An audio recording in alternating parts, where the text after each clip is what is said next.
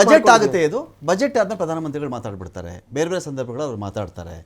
ಇಂಥ ಸಂದರ್ಭದಲ್ಲಿ ಈಗ ಅಮೆರಿಕಕ್ಕೆ ನೀವು ಯಾಕೆ ಇಷ್ಟೊಂದು ಕಡಿಮೆ ಟ್ಯಾಕ್ಸ್ ನೀವು ಕೊಡ್ತಾ ಇದ್ದೀರಿ, ನಾವ್ಯಾಕೆ ಇಷ್ಟೊಂದು ಟ್ಯಾಕ್ಸ್ ಕಟ್ಟಬೇಕು, ಅವ್ರಿಗೆ 0%, ನಮಗೆ 18% ಎಲ್ಲ ಮಾಡ್ಕೊಂಡಿದ್ದೀರಲ್ಲ, ಇದು ಯಾಕೆ ಅಂತ ಒಂದು ಕ್ವಶನ್ ಬಂದಾಗ ಯಾರು ಆನ್ಸರ್ ಮಾಡಬೇಕು ಇದಕ್ಕೆ?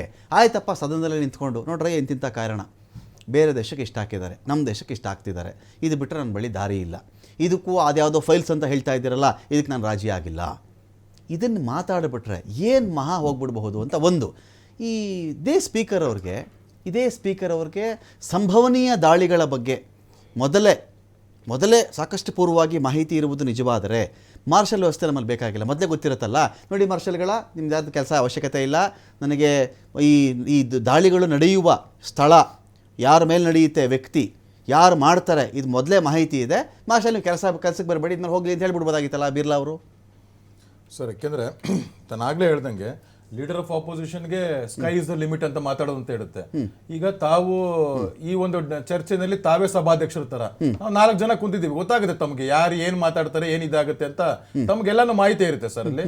ನೀವು ಸರ್ವಸ್ವತಂತ್ರರು, ಯಾರಿಗೆ ಏನ್ ಪ್ರಶ್ನೆ ಕೇಳಬೇಕು ಎಲ್ಲರಿಗೂ ತಾವು ಮುಕ್ತವಾದ ಅವಕಾಶ ಕೊಡ್ತೀರಾ. ಅದೇ ರೀತಿನೇ ಅವ್ರು ಮುಕ್ತವಾದ ಅವಕಾಶ ಕೊಟ್ರು. ನೀವು ಸದನಕ್ಕೆ ಬರಬೇಡಿ ಅಂತ ಹೇಳಿದ್ದು ಪ್ರಶ್ನೆ, ಇದು ಅವಕಾಶ ಮಾತುಕತೆ ಅಲ್ಲ. ನಾನೊಂದು ಹೇಳಿದೇನು ಗೊತ್ತಾ ಸರ್, ಸಿಲೆಬಸ್ ಅಲ್ಲಿ ಇರೋದು LOP ಗೊತ್ತಿಲ್ಲ, ಔಟ್ ಆಫ್ ಸಿಲೆಬಸ್ ಗೊತ್ತಿಲ್ಲ, ನೀನ್ ಸಿಲೆಬಸ್ ಅಲ್ಲಿ ಇರೋದು ಮಾತಾಡಕ್ಕಾಗಲ್ಲ, ಔಟ್ ಆಫ್ ಸಿಲೆಬಸ್ ಮಾತಾಡಕ್ಕಾಗಲ್ಲ ಅಂದ್ರೆ ನಿನ್ನ ಹತ್ರ ಏನ್ ತರ ಚಿತ್ಕೊಂಡು ಸಾಯ್ಬೇಕು ಸರ್ ನಾವದಲ್ಲಿ.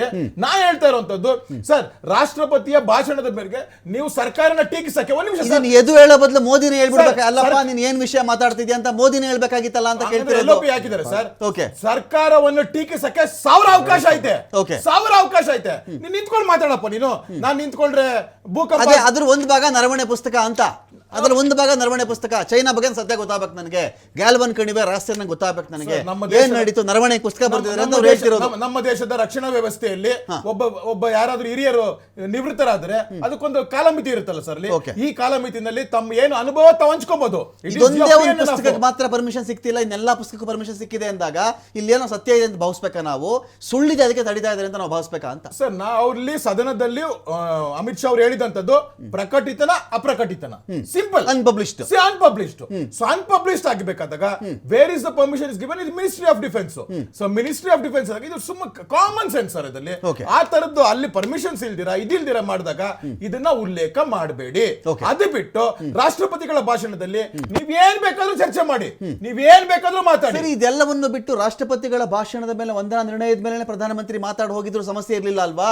ಸರಿ, ಆ ಟಾಪಿಕ್ ಎತ್ಕೊಂಡೇ ಮಾತಾಡ್ಬೇಕಾಗಿತ್ತಲ್ವಾ? ಈಗ ಸರ್ ಹೇಳಿದ್ರು ನಿಯಮಾವಳಿಗಳು ಅಂತ, ಆ ನಿಯಮಾವಳಿಗಳು ಬರೀ ಒಂದು ಪುಸ್ತಕ ಇಟ್ಕೊಂಡು ಯಾವಾಗ್ಲೂ ಇದ್ ಮಾಡ್ತಾ ಇರ್ತಾರಲ್ಲ, ಆ ಸದನದ ಪುಸ್ತಕದ ನಿಯಮಾವಳಿಗಳನ್ನ ಒಂಚೂರು ಓದಿದ್ರೆ ಗೊತ್ತಾಗ್ತಾ ಇತ್ತು ಸರ್. ಅದಲ್ಲಿ ನೀವು ಬಂದಿ ಸುಮ್ಮನೆ ನರೇಂದ್ರ ಮೋದಿ ಅವರಿಗೆ ಹ್ಯೂಮಿಲಿಯೇಟ್ ಮಾಡಬೇಕು ಅಂತ ಹೇಳಿ ಔಟ್ ಆಫ್ ಸಿಲೆಬಸ್ ಬೇಡದ ವಿಚಾರಗಳನ್ನ, ಆ ಪ್ರಕಟವಾಗದೇ ಇರತಕ್ಕಂಥ ಪುಸ್ತಕದ ಒಂದು ಪ್ರತಿ ಇಟ್ಕೊಂಡು ಬಂದ್ಬಿಟ್ಟು ಹೇಳಿಬಿಟ್ರೆ, ಈಗ XYZ ಯಾರೋ ಪುಸ್ತಕ ಬರೆದಿದ್ದಾನೆ ಅಂತ ಹೇಳಿ ಒಂದು ಬೈಂಡ್ ಅಷ್ಟೇ ನಾನು ತೋರಿಸ್ತಿರೋದಲ್ಲಿ, ಒಂದು ಬೈಂಡ್ ತೋರಿಸ್ತಾ ಇದ್ದೀನಿ ನಾನು.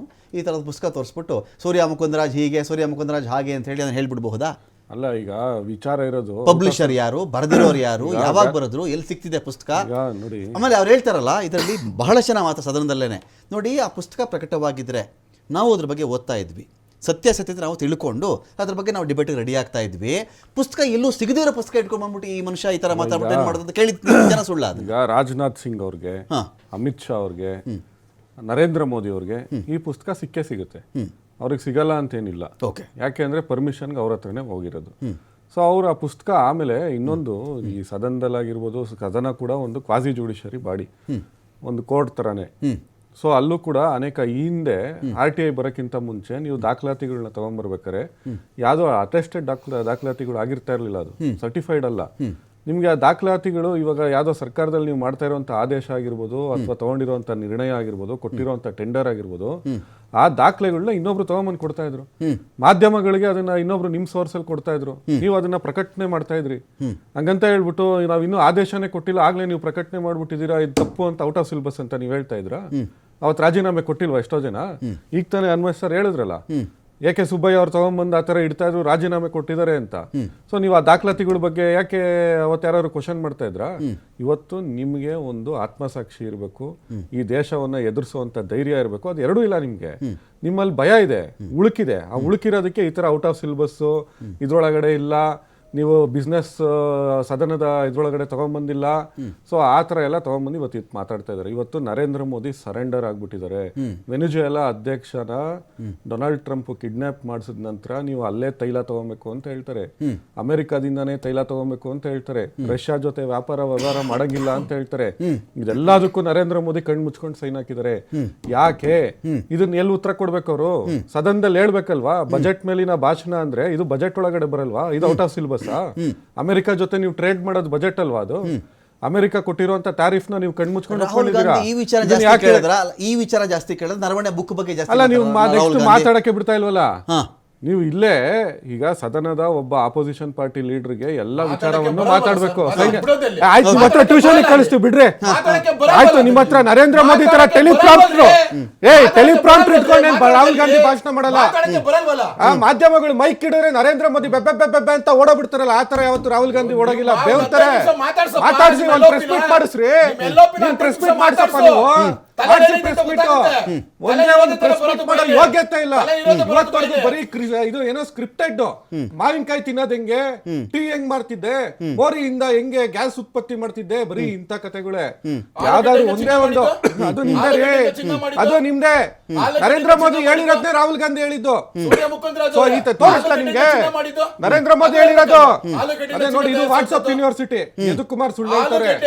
ಅದನ್ನ ಹೇಳಿರೋದು ಯಾರು? ನರೇಂದ್ರ ಮೋದಿ. ವಿಜುವಲ್ ಇದೆ. ನರೇಂದ್ರ ಮೋದಿ ಆಲೂಗಡ್ಡೆಯಿಂದ ಚಿನ್ನ ತಯಾರಿಸ್ತೀನಿ ಅಂತ ಹೇಳಿರೋದು ನರೇಂದ್ರ ಮೋದಿ. ಈ ತರ ಸುಳ್ಳುಗಳನ್ನ ಹೇಳ್ಕೊಂಡಿದಾರಲ್ಲ, ಈ ತರ ಯದುಕುಮಾರ್ ಅವ್ರು ಹೇಳ್ತಾ ಇದಾರಲ್ಲ ಸುಳ್ಳುಗಳು, ಈ ತರ ವಿತಂಡವಾದವನ್ನ ಮಾಡ್ತಾ ಇದಾರಲ್ಲ, ಈ ವಿತಂಡವಾದವನ್ನ ಮಾಡೋ ಕೂಡ ನರೇಂದ್ರ ಮೋದಿ ಇಲ್ಲ. ಒಂದೇನಾಗುತ್ತೆ ಅಂದ್ರೆ ಶಶಿ